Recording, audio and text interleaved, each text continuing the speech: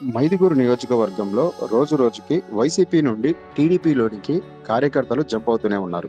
ఈ రోజు కూడా మైదుగురు నియోజకవర్గం చాపాడు మండలం కాదరపల్లి గ్రామానికి చెందినటువంటి వైకాపా వైస్ ప్రెసిడెంట్ పాచా మాచు, చింపతి మహబూబ్ బాషా మరియు వారి సోదరులు మరియు వారి అనుచర వర్గం సుధాకర్ యాదవ్ గారి సమక్షంలో టీడీపీ కండువా కప్పుకున్నారు. ఈ కార్యక్రమంలో టీడీపీ మండల అధ్యక్షులు అన్నవరం సుధాకర్ రెడ్డి, జనసేన ఇన్ఛార్జ్ పండిత్ మల్హోత్రా, నాయబ్ రసూల్, మేకల బాబు, షరీఫ్, రవిశంకర్ రెడ్డి, మునిశేఖర్ రెడ్డి, వైవి సుబ్బారెడ్డి తదితరులు పాల్గొన్నారు.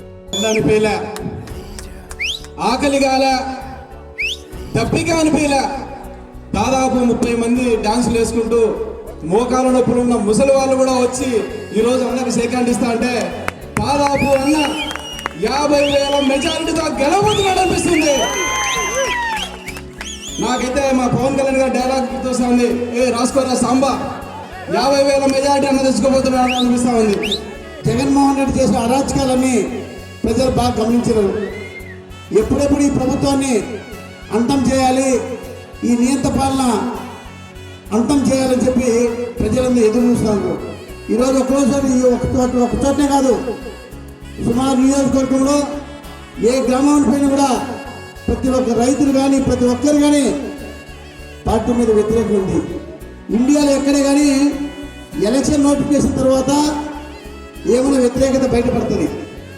ఇక్కడ ఎలక్షన్ నోటిఫికేషన్ రాలే, ఇంకా రాకముందే ఇంత వ్యతిరేకత వచ్చిందంటే ఎంత దుర్మార్గులో మీరు ఆలోచించాలా.